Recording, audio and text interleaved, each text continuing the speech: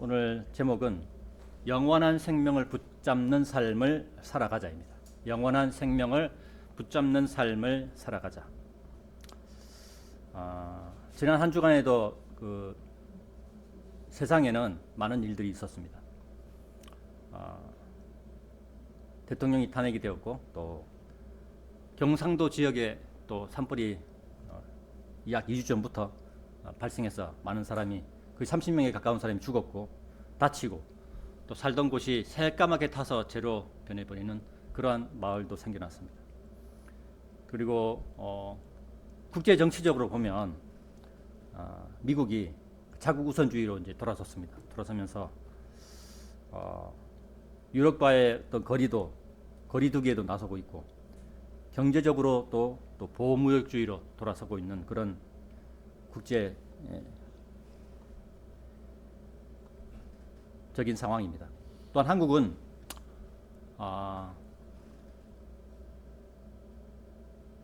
한국은 정치적인 의미에서는 공산사회주의 쪽으로 정치 방향을 틀어가고 있는 것 같습니다. 그리고 일할 사람이 없어가지고 국내에 중국인들과 조선족들과 또 이슬람 쪽에 있는 나라에서 많은 사람들이 들어오고 있습니다. 어떤 현상이든지 한쪽으로 쏠리게 되면 좋지 않은 현상이 나타나는 것은 한국의 근현대사나 아니면 세계사를 보면 우리는 잘 알 수 있습니다. 우리가 살아가는 한반도는 남과 북으로 두 개의 나라로 분리되어 있습니다. 북쪽은 좌의 프레임으로 공산주의를 세웠고, 공산주의 체제에서 굶어 죽어가는 백성이 생겨날 정도로, 그리고 지금은 김일성, 김정일, 김정은의 우상화로 이어지는 세습 독재 국가로, 김씨 일가를 찬양하는 종교 국가로 발전하게 되었습니다. 그런 형태를 보입니다. 또 우리가 살고 있는 남쪽은 우의 프레임으로 자유민주주의를 세웠고, 6.25 전쟁 이후에 자유민주주의 체제에서 세계 10위권의 경제대국으로 성장하였습니다. 그러나 공산사회주의를 찬양하는 사람들이 늘어나고, 급기야는 판사와 검사마저 공산사회주의를 찬양하는 자들이 생겨났습니다. 한마디로 현재의 한국의 정치, 경제, 사회의 상황은 매우 위태로운 상황입니다. 하지만 성경의 예언대로 보자면 적 그리스도가 이 땅 위에 나타나려면 점점 더 이러한 상황으로 갈 수밖에 없는 것입니다. 제가 굳이 이 자리에서 정치, 경제, 사회를 이야기하는 이유는 우리가 이런 것들에 신경을 쓰자는 것이 아니고, 우리 앞에 일어날 일들에 대하여 이러한 가능성이 충분히 있으니까, 그럼에도 불구하고 만약 그런 상황이 일어난다 하더라도 불안해하거나 하지 마시기를 바라는 것을 말씀드리기 위함입니다. 그리스도인의 관점에서 보자면 그리스도인을 유혹하는 것들이 너무나 많은 시대입니다. 차라리 옛날처럼 신앙이 아니면 죽음을 달라, 이런 시대가 더 깔끔했을지도 몰라요. 요즘 시대는 너무나 정치적으로 유혹을 많이 하죠. 경제적으로 유혹을 많이 합니다. 그리고 사회에서 일어나는 일들로 또 유혹을 합니다. 그리스도인을 유혹하는 것들이 너무나 많아요. 세상은 좌우로 갈라져 가지고 각자 자기의 정치색을 나타내고, 그리스도인은 좌로나 우로나 치우치지 않고 오직 주님만 바라보고 살아야 하는데, 그러나 세상은 막 좌우로 갈려가지고 막 그러고 있습니다. 그런데 세상의 것에 마음을 두게 되면 어떻게 됩니까? 우리도 사람인지라, 우리도 죄를 가지고 있는 몸인지라 세상으로 흘러가게 되는 것입니다. 오직 주님만 바라보며 나에게 주어진 시간을 살아야 하는 그러한 것이 필요한 시대입니다. 우리는 이 세상을 바꿀 수도 없고 바꿀 방법도 알지 못합니다. 저도 마찬가지예요. 예수님께서 이 세상을 위하여 기도하지 않는다고 요한복음 17장 9절에서 분명하게 말씀하셨습니다. 예수님께서 이 세상에 오신 이유는 세상을 구하려고 오신 것이 아니에요. 예수님에게 주어진 사람들을 위하여 예수님께서는 기도한다고 하셨죠. 우리 같은 사람들, 그리스도인을 위하여 예수님께서 오신 거예요. 사람을 구하고자. 그래서 그리스도인의 최종 목표는 이 세상이 되어서는 안 됩니다. 절대 이 세상은 그리스도인의 목표로 살아가는 그러한 삶으로 살아서는 절대로 안 된다는 겁니다. 오늘 말씀의 제목, 영원한 생명을 붙잡는 삶을 살아가자. 본문은 디모데전서 6장 5절부터 12절입니다. 제목이 영원한 생명을 붙잡는 삶을 살아가자인데요. 첫 번째 우리가 생각해 볼 게 먹을 것과 입을 것에 만족하자에 대하여 생각해 보겠습니다. 본문 8절에는 이런 말씀이 있습니다. 그런즉 먹을 것과 입을 것이 있으니 우리가 그것들로 만족하자라고 말씀하고 있습니다. 어떻게 보면 그러면 그리스도인은 뭐 부자가 되면 안 되냐? 안 된다는 거냐? 이 얘기가 아닙니다. 먹을 것은 우리의 배를 채우는 음식이고 입을 것은 우리의 몸을 가리는 옷입니다. 하나님께서는 그리스도인에게 먹을 것과 입을 것이 있으면 만족하라고 말씀하고 있다는 사실을 상기시키고 있음을 다시 한번 기억해야 합니다. 지난주까지 우리나라에 산불이 번져가지고 마을 전체가 타버리는 사태가 일어났습니다. 한 마을의 집들과 교회 등이 새까맣게 타가지고 그냥 재만 남았어요. 그 사진을 봤는데 참 참혹한 상황이었습니다. 만약 거기에 사람이 있었다면 다 죽었겠죠. 그런데 다행히 미리 다 대피해가지고 사람은 죽지 않았습니다. 이러한 일들로 인하여 하나님은 계시지 않는다는 생각으로 돌아서는 사람이 제 주변에 있었습니다. 그 사람은 거기에 그 마을에 자신의 외할아버지와 외할머니가 살고 있었던 거예요. 그런데 미리 대피해가지고 마을이 타버리고 교회가 없어지는 상황에서도 생명은 구했습니다. 근데 그런 상황에서 본인은 이제 자신은 무교라고 하나님은 없다고 얘기하는 걸 제가 들었습니다. 참 마음이 아팠습니다. 하나님이 계시면 왜 이런 일이 일어나는지 도무지 알 수 없다는 뜻으로 말하는 것 같았어요. 하나님이 계시는데 왜 우리가 하나님 앞에 기도하고 간구하는 그런 것들이 다 그런 걸 잘 살게 해달라 그러고 뭐 이렇게 안전하게 해달라 그러고 그런 기도를 하는데 왜 하나님은 내 할아버지 할머니가 사는 데를 갖다가 저렇게 무참하게 이렇게 놔두냐 이런 얘기를 실제로 성경 말씀을 왜곡하여 설교하고 가르치는 세상의 교회들이 너무나 많습니다. 하나님이 주시는 물질적인 축복에 대하여 많은 시간을 할애하며 심지어 11조를 많이 하여 11조 이상으로 돈을 내면 더 많은 축복을 받는다고 말하는 교회의 목사들이 이 나라 대한민국의 90% 이상의 목사들이 그런 말을 합니다. 대부분을 차지하고 있다는 것입니다. 성경은 이러한 물질적인 복, 물질적인 이득을 경건이라고 생각하는 자들로부터 너 자신은 빠져나오라. 고 오늘 본문 디모데전서 6장 5절에서 말씀하고 있다는 사실을 기억해야 합니다. 사람의 앞일은 하나님 외에는 누구도 모릅니다. 누구도 알 수 없습니다. 만약 우리 앞에 위에서 말씀드린 재난이 다가온다면 우리는 어떻게 해야 할까요? 당연히 재난을 피하기 위하여 최선을 다해야 합니다. 그렇죠? 그렇고 그 재난이 다가온다고 해서 그냥 가만히 있으면 어떻게 합니까? 최선을 다해야 합니다. 그럼에도 불구하고 재난을 당하였다면 그래도 먹을 것과 입을 것이 있다면 만족하라고 8절에서는 말씀하고 있다는 사실입니다. 우리 앞에 당한 일들로 인하여 내 생각대로 되지 않는다고 하여 하나님을 떠나고 믿음을 저버리는 그리스도인이 되어서는 안 된다는 것입니다. 성경 한 군데를 찾아보겠습니다. 빌립보서 4장 11절입니다. 빌립보서 4장 11절을 찾아보겠습니다. 자, 제가 봉독해 가겠습니다. 내가 궁핍함으로 언급하는 것이 아니니라. 이는 내가 어떤 형편 가운데 있든지 나는 그것으로 만족하는 것을 배웠기 때문이라 라고 말씀하고 있습니다. 어떤 사람은 그런 상황을 맞이해서 하나님을 떠나고 어떤 사람은 그런 궁핍한 상황이나 이런 상황을 통해서 만족함을 배우는 것이 이 세상의 사람들입니다. 우리는 어떻게 해야 할까요? 우리는 사도 바울과 같이 내 삶을 통해서 내가 만족하는 것을 배우는 천안생명 침례교회 교인들이 되어야 되겠습니다. 사도 바울은 물질적으로 부유한 사람은 아니었습니다. 그런데 원래 사도 바울의 출신은 사도 바울이 만약에 예수님께서 사도 바울을 만나 주시지 않았더라면 사도 바울은 자기 본래 이름인 사울이죠. 사울로서 평생을 예수님을 믿는 사람들을 억압하고 압제하는 사람으로 살아갔을 것입니다. 그리고 물질적으로도 훨씬 더 나은 삶을 살아갔을 것입니다. 그러나 예수님께서 사울을 만나 주시고 사울이 예수님의 부르심에 응답하여 이방인의 사도로서 하나님의 계획을 이루어가는 삶을 살았습니다. 그리고 사도 바울은 궁핍한 가운데, 그러니까 가난한 가운데 하나님으로부터 자신에게 주어진 일들을 감당했습니다. 빌립보서 4장 11절의 첫 마디는 내가 궁핍함으로 언급하는 것이 아니라고, 내가 가난해서 이런 말을 하는 것이 아니라 이렇게 말하고 있는 것입니다. 사실 사도 바울은 본인 가진 재물도 없고 집도 없고 그리고 아내를 얻어 자식을 낳고 가족을 이루는 사람도 아니었습니다. 단 홀몸이었어요. 사도 바울은 가진 것이라고는 자신의 몸뚱어리밖에 없는 정말로 궁핍한 사람이었습니다.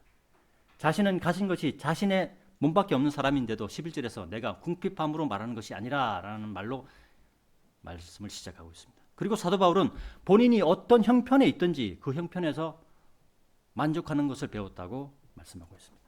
어떤 형편에 있든지 그 형편에서 만족하는 것은 죄의 몸을 가지고 있는 세상 사람은 실행하기 어려운 일입니다. 일례로 불교에서는 자신을 내려놓기 위하여 새벽부터 저녁까지 불공을 드린다고 자신의 다리와 무릎과 허리에 고통을 주면서까지 앉았다 일어서며 기도하는 것을 그렇게 한다고 하죠. 그러나 그들은 아무것도 그 어떤 것도 이룰 수 없는 상황에 결국은 직면하게 됩니다. 그러나 그리스도인은 하나님의 말씀에 따라 삶을 살아가는 사람들입니다. 우리의 힘으로는 안 되더라도 우리 안에 들어와 계시는 성령님의 인도함을 받는다면 우리는 할 수 있는 것입니다. 그리스도인은 할 수 있기 때문에 성경에 기록된 것입니다. 그리고 그리스도인의 사도인 바울이 그렇게 살아갔기 때문에 그리스도인이 된 우리도 그렇게 살아갈 수가 있는 것입니다. 먹을 것과 입을 것이 있으니 그것들로 만족하는 그리스도인이 되어야 합니다. 그 이상을 추구하다 보면 이 세상은 세상의 왕인 마귀가 지배하는 세상이죠. 그래서 마귀의 술수에 넘어가는 그러한 우를 범할 수가 있는 것입니다. 그것들로 만족하는 그리스도인. 그래야 세상의 것들에 마음이 흔들리지 않습니다. 내 마음이 흔들리고 있습니까? 내가 세상의 것들에 관심이 있기 때문에. 오늘 말씀의 제목 영원한 생명을 붙잡는 삶을 살아가자에 대해 생각해 볼 것. 두 번째, 그리스도인에게 이 세상은 잠깐 들르는 곳이다에 대해 생각해 보겠습니다. 본문 7절을 보겠습니다. 이는 우리가 이 세상에 아무것도 가져오지 않았고 아무것도 가지고 나갈 수 없음이 확실하기 때문이라고 말씀하고 있습니다. 이 말씀에서 우리는 사람의 인생에 대해 중요한 깨달음을 얻어야 합니다. 사람은 이 세상으로 왔다는 것과 이 세상에서 나간다는 것을 알아야 합니다. 이것은 사람이 스스로 할 수 있는 일이 아닙니다. 그죠? 우리 스스로 세상에 나왔습니까? 아니죠. 사람이 할 수 있는 일이라면 모든 사람은 자신이 어디에서 왔고 어디로 가는지를 알 것입니다. 그러나 사람은 자신이 어디에서 왔고 어디로 가는지 모릅니다. 그래서 사람은 자살을 많이 하죠. 제가 충격적인 얘기를 들었는데 작년에 한국에서 자살한 사람이 어마어마하답니다. 근데 그게 세계 1위랍니다. 만약 자신이 어디에서 왔고 어디로 가는지 안다면 자신의 몸을 함부로 죽이는 그러한 일을 벌이지는 못할 것입니다. 바른 교리와 바른 말씀에 서 있는 성도 여러분, 그리스도인은 자신이 하나님으로부터 보내심을 받았고 하나님께로 간다는 사실을 압니다. 그죠? 우리는 하나님께로 보냄 받았습니다. 그리고 하나님께로 간다는 사실을 압니다. 그러나 구원받지 못한 사람은 하나님으로부터 보내심을 받은 것도 모르고 그리고 지옥으로 간다는 사실도 모릅니다. 그리스도인에게 이 세상은 잠깐 들리는 곳입니다. 잠깐 들렸다 가는 곳이에요. 우리가 기차를 타고 여행을 한다고 한번 생각해 봅시다. 여기서 우리 중에서 기차여행을 한 번도 안 하신 분은 아마 없을 거라고 생각하는데요. 옛날에는, 그러니까 제가 어릴 때는 완행열차가 있었습니다. 이 기차는 지나가는 역마다 쉬는 특징이 있는 기차입니다. 그리고 중간에 그보다 조금 더 좋은 기차는 그렇게 자주 서지는 않지만 그래도 이렇게 중간중간에 서는 그런 기차들이 있었습니다. 역마다 쉬는 이유는 여기서 하차하는 사람이 있고 승차하는 사람이 있기 때문입니다. 그렇다고 해서 오래 쉬지는 않죠. 잠깐 들립니다. 한 5분도 안 되는 시간이에요. 잠깐 들립니다. 이와 마찬가지로 우리의 인생도 이 세상에 잠깐 들르는 것입니다. 영원한 삶을 사는 인간이 육신의 삶인 70년이나 80년의 삶을 두고 길다고 말한다면 그 사람은 자신에 대하여 아무것도 모르는 사람입니다. 영원한 삶에서 100년도 안 되는 인생은 불과 100년 넘게 사시는, 물론 100년 넘게 사시는 분도 있습니다. 제 그 고모 할머니 같은 경우는 작년에 100세였어요. 근데 우리 101세입니다. 그런데 제 아버지는 83세에 돌아가셨거든요. 근데 그분은 제 아버지보다 한 단계 위의 존수인데도 불구하고 아직도 살아계세요. 그리고 언제 돌아가실지 감이 안 잡힐 정도입니다. 그런 분도 있습니다만, 그럼에도 영혼의 삶을 기준으로 본다면 아주 작은 점에 불과한 것이 이 땅에서의 삶입니다. 마치 기차가 출발하여 종착역에 도착하기까지의 시간 중에서 중간에 들르는 역에서의 시간은 아주 작은 시간에 불과한 것처럼 말입니다. 성경은 사람의 인생에 대하여 이는 우리가 이 세상으로 아무것도 가져오지 않았고 또 우리가 아무것도 가지고 나갈 수 없음이 확실하다라고 얘기하죠. 이거는 확실하다. 이거는 뭐 그냥 공상 뭐 이렇게 가상의 그런 게 아니다. 내가 허투루 하는 얘기가 아니다. 이거는 확실하다라고 말씀하고 있죠. 이 세상 모든 사람은 죄의 몸으로 어머니의 뱃속을 통해서 빈몸으로 나옵니다. 죄의 몸은 흙으로 보내지고 혼이 이 세상을 떠나 하나님이 계시는 곳으로 가거나 마귀가 왕인 지옥으로 가게 되고 결국에는 이 땅과 함께 지옥도 불의 호수로 던져진다고 요한계시록 20장 12절부터 15절 그리고 베드로후서 3장 7절에서 이렇게 말씀하고 있습니다. 그리스도인에게 이 세상은 잠깐 들리는 곳입니다. 오늘 말씀의 제목 영원한 생명을 붙잡는 삶을 살아가자에 대해서 세 번째, 부유하게 되고자 바라는 자가 되지 말라에 대해 생각해 보겠습니다. 본문 말씀 9절과 10절에는 그러나 부유하게 되고자 바라는 자들은 시험과 올무에 빠지고 또 어리석고 해로운 많은 종욕들에 빠지나니 그것들은 사람을 멸망과 파멸 속에 잠기게 하느니라. 이는 돈을 사랑함이 모든 악의 뿌리이기 때문이라. 어떤 이들은 자신들의 돈을 탐내는 동안 믿음에서 떠나 잘못을 범하였고 많은 슬픔들로 자신들을 찔렀도다. 제가 미리 말씀드리지만 제가 여러분들에게 부자가 되지 말라고 하는 건 아닙니다. 자, 세상에 속한 자들은 부유하게 되고자 바라는 자들이 대부분입니다. 부유하게 되는 게 제 목적이에요. 그것을 목표로 두고 살아가는 사람들입니다. 남들보다 잘 사는 것이 인생의 목표입니다. 인생의 목표가 부자가 되는 것에 있으니 세상의 시험과 올무에 빠지게 되는 것입니다. 또한 10절에서는 돈을 사랑함이 모든 악의 뿌리라고 말씀하고 있습니다. 부자가 되려는 마음도 돈을 사랑하기 때문이라고 말씀하고 있는 것입니다. 구원받은 자라고 할지라도 돈을 사랑하여 돈을 따라가다가 잘못을 범하고 자신을 찌르는 결과를 가져온다고 성경은 우리에게 경고하고 있습니다. 사도행전 5장 5절과 10절에는 돈을 탐내서 사도들을 속이는 아나니아와 삽비라의 일화가 나와 있죠. 그들은 죽었습니다. 우리는 돈에 대하여 정직하여야 합니다. 주 하나님께서는 우리의 모든 것을 보고 계신다는 것을 두려운 마음으로 기억해야 합니다. 지금 이 시간도 하나님께서 천사들과 우리를 보고 있다는 사실을 기억해야 합니다. 하나님께서 이 세상을 창조하시고 이 세상을 다스리라고 아담에게 명령하셨죠. 아담에게 그래서 왕권을 주셨어요. 그게 아담이 왕권을 가지고 있다는 얘기입니다. 왕권을 주셨는데 그러나 마귀가 이브를 유혹해서 이브를 통하여 아담이 죄를 범하게 됨으로써 마귀가 아담의 왕권을 빼앗아 갔습니다. 이것에 대하여 누가복음 4장 6절을 참조하시면 됩니다.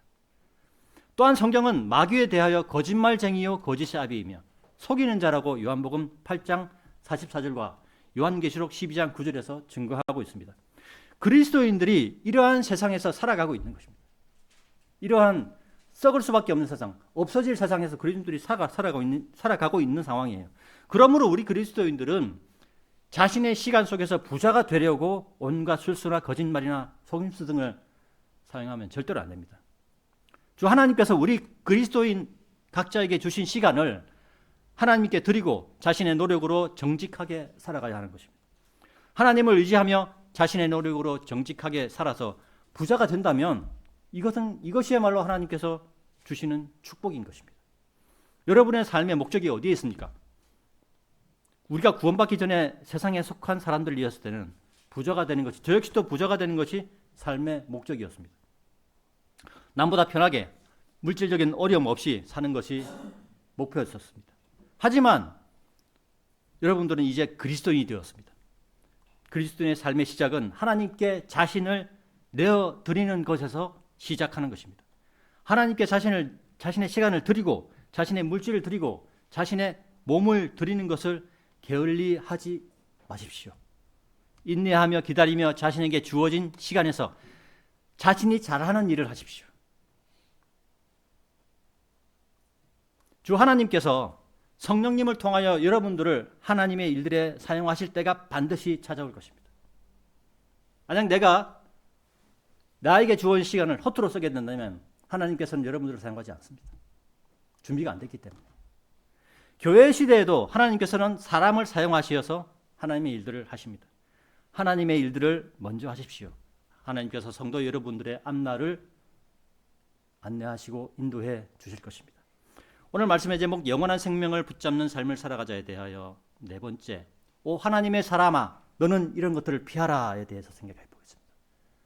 본문 11절에 그러나 오 하나님의 사람아 너는 이런 것들을 피하라. 그리고 의와 경건과 믿음과 사랑과 인내와 온유를 따르라 라고 말씀하고 있습니다.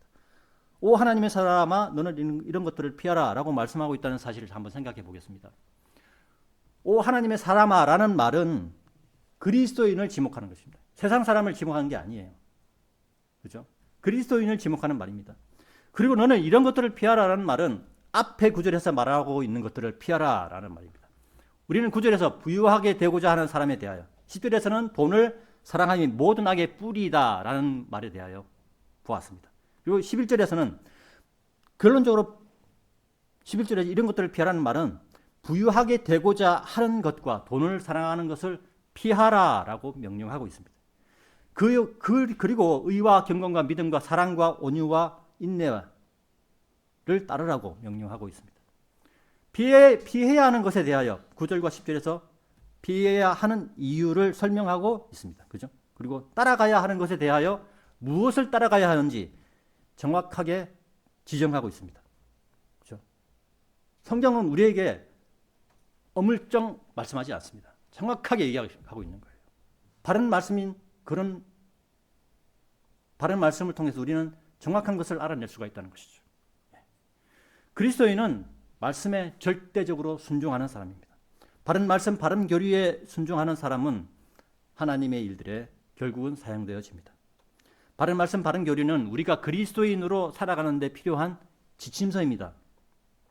제도권 교회들인 장로교회나 감리교회, 또 침례교회, 또 순복음교회, 또 성결교회 등 출석하는 교인들이 구원의 확신이 흐릿한 경우가 많아요. 그런데 이러한 이유는 그들이 사용하는 성경에서부터 문제가 되기 때문입니다.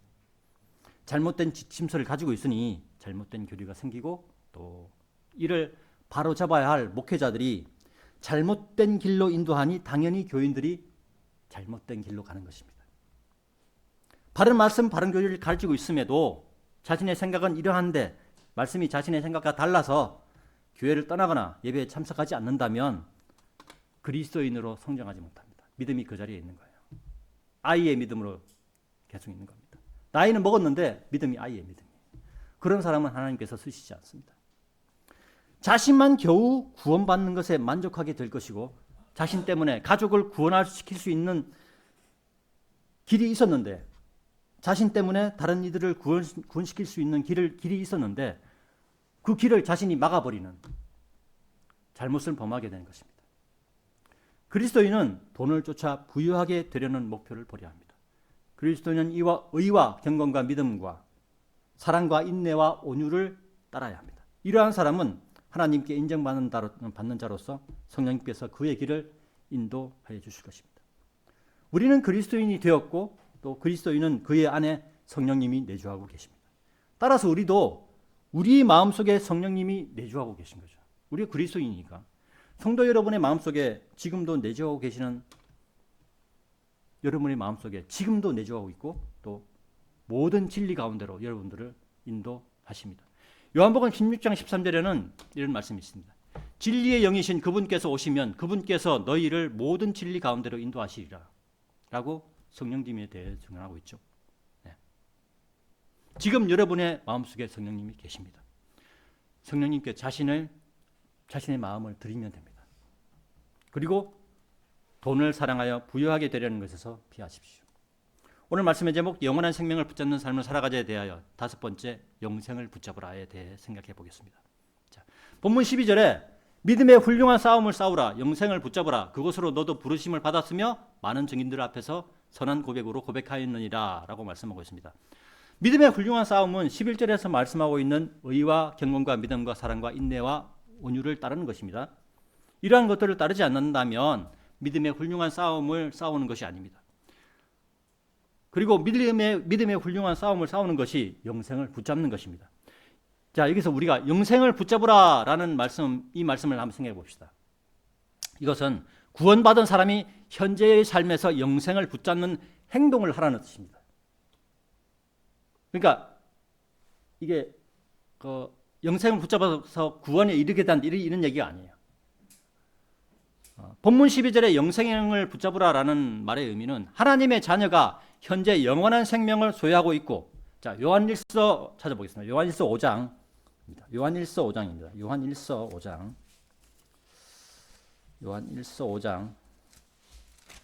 10절부터 13절입니다. 자, 제가 봉독해 올리겠습니다. 자, 하나님의 아들을 믿는 자는 자기 안에 그 증거가 있느니라. 하나님을 믿지 아니하는 자는 그분을 거짓말쟁이로 만들었느니라. 이는 하나님께서 그분의 아들에 관하여 주신 확증을 그가 믿지 아니하였기 때문이라. 그리고 이것이 그 확증이니 하나님께서 우리에게 영생을 주셨다는 것이요, 이 생명이 그분의 아들 안에 있다는 것이라. 아들이 있는 자는 생명이 있고 하나님의 아들이 없는 자는 생명이 없느니라. 아멘입니다. 그죠? 예. 하나님의 자녀가 현재 영원한 생명을 소유하고 있죠. 우리가 하나님의 자녀고 하나님의 영원한 생명을 다 소유하고 있습니다. 그죠? 그런 상황이고, 또 앞으로도 영원한 생명을 가지고 있을 것이지만, 그죠? 앞으로도 우리는 영원한 생명을 가지고, 우리가 믿음에서 떨어진다 손 치더라도 우리는 영원한 생명을 가지고 있는 것입니다. 여기에 대해서는 요한복음 10장을 찾아보겠습니다. 요한복음 10장입니다. 요한복음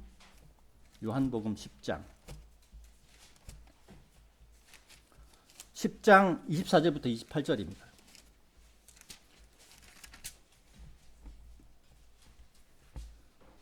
제가 봉독해 올리겠습니다. 그때 유대인들이 와서 그분 주위를 둘러싸고 그분께 말씀드리기를, 당신이 얼마나 오랫동안 우리로 하여금 의심하게 하려 하시나이까? 만일 당신이 그리스도시라면 우리에게 명료하게 알려주셔서 하였더라.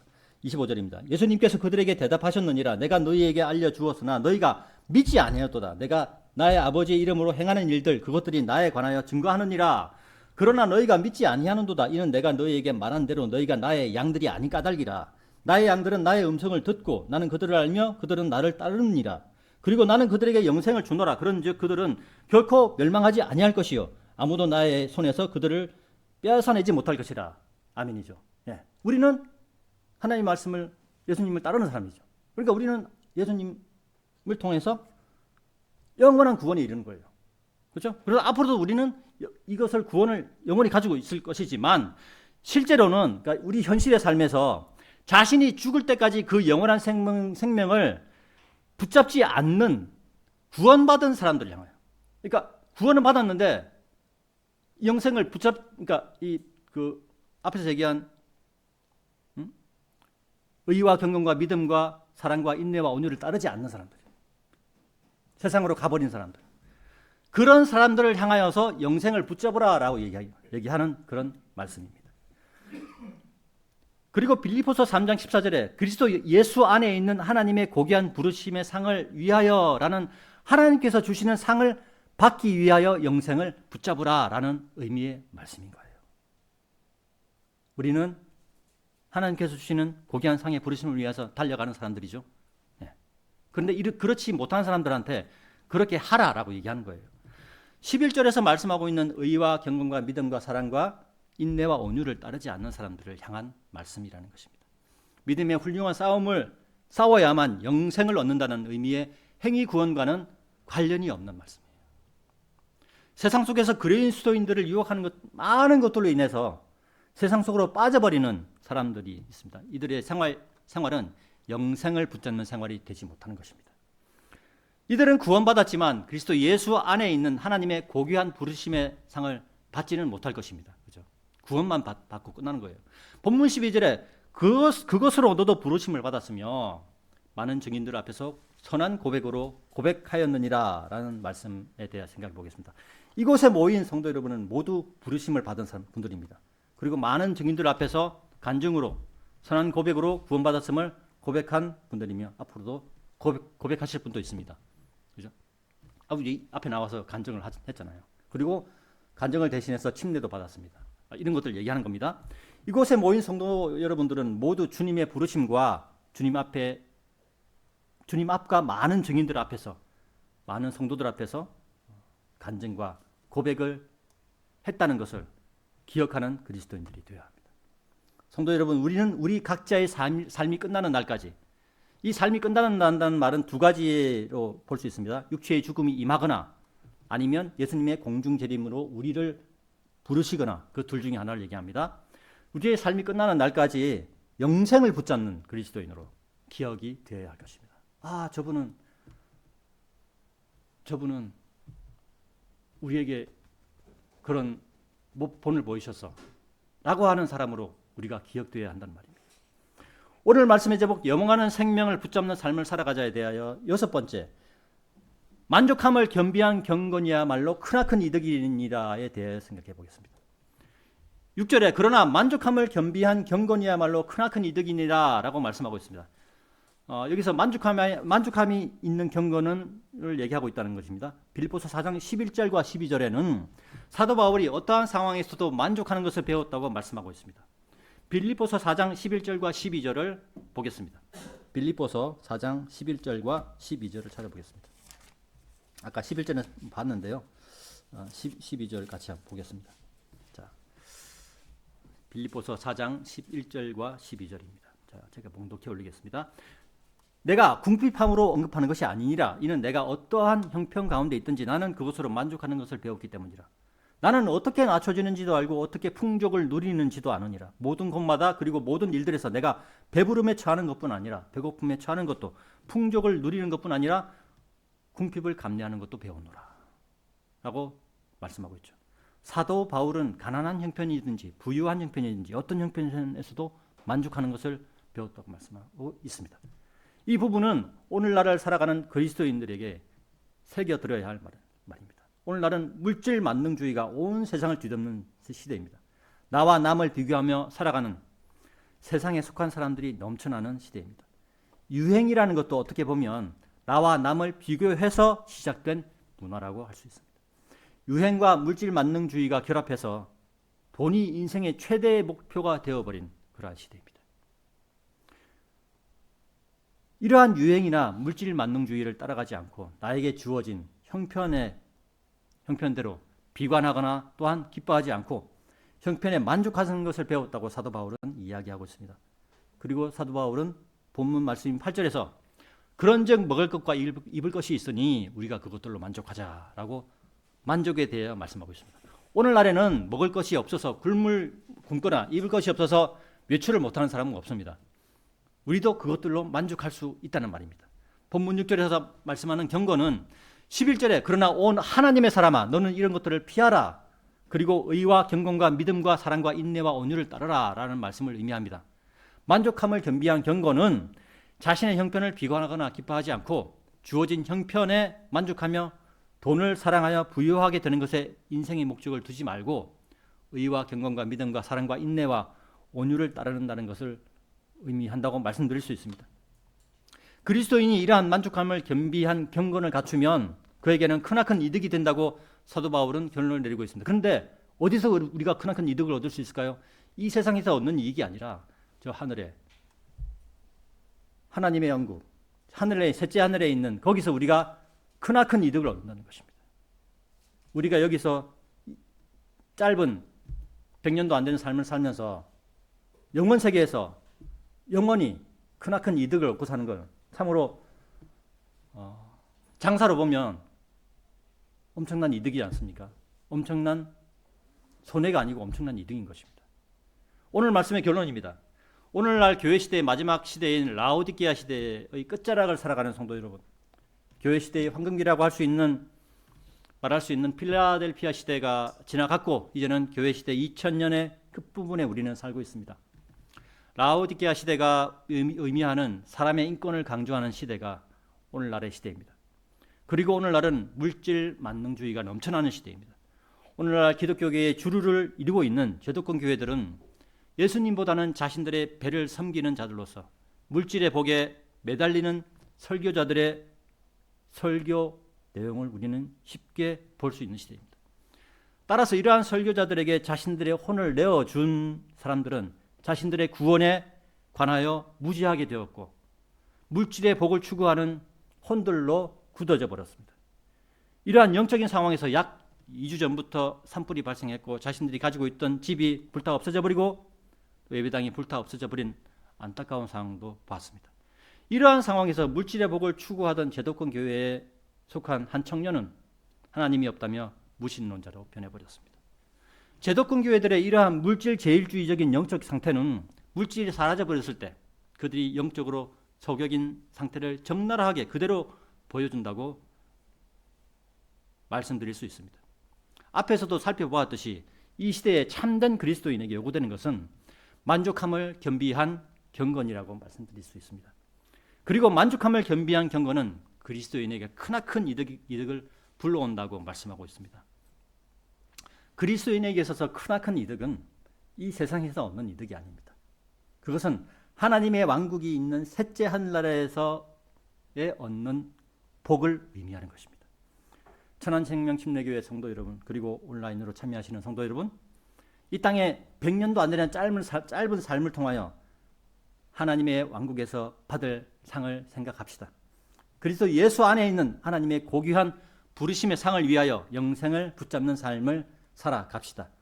마지막으로 전 세계의 성경대로 믿는 사람들의 존경받는 스승인 피터 러크만 목사님이 그리스도인이 죽으면 어떻게 되는가에 라는 말씀에 관한 주석을 제가 잠깐 들려드리고 마치도록 하겠습니다. 이 말씀을 듣고 또한 힘을 얻으시기 바랍니다. 그리스도인이 죽으면 즉시 영원하신 분 앞에 사도행 이사야 57장 15절 참조하시기 바랍니다. 영원하신 분 앞에 서게 됩니다. 지상에서 소유하게 되었던 그분 안에 있는 생명, 이것은 골로새서 1장 17절 참조하시면 됩니다. 그분 안에 있는 생명은 실제가 되는 거예요. 우리는 현재 우리의 눈으로 믿음을 바라보는 게 아니지 않습니까? 우리의 마음으로, 우리의 그냥 보지 않고 믿는 믿음이잖아요. 그 믿음이 실제하게 된다는 거예요. 영원한 생명을 바로 그 영생의 근원지인 곳에서 경험하게 되는 것입니다. 그러면 영생은 눈과 귀를 통하여 깨달아진다라고 말씀하셨습니다. 이것은 고린도후서 12장 1절부터 6절을 참조하시기 바랍니다. 단지 지금 우리가 보는 것이 아닌, 우리 눈으로 보는 것이 아닌 믿음으로 우리는 지금 행하고 있는 거죠. 이것은 고린도후서 5장 7절을 참조하시면 됩니다. 주님께서는 그날들을 서두르실 것이다. 나의 믿음이 보여질 것이고 구름들은, 이 하늘에 떠있는 구름들은 두루마리 말리듯이 사라져버릴 것이다 라고 얘기하고 있습니다. 이상으로 2025년 4월 6일 주일 오전 설교를 마치도록 하겠습니다.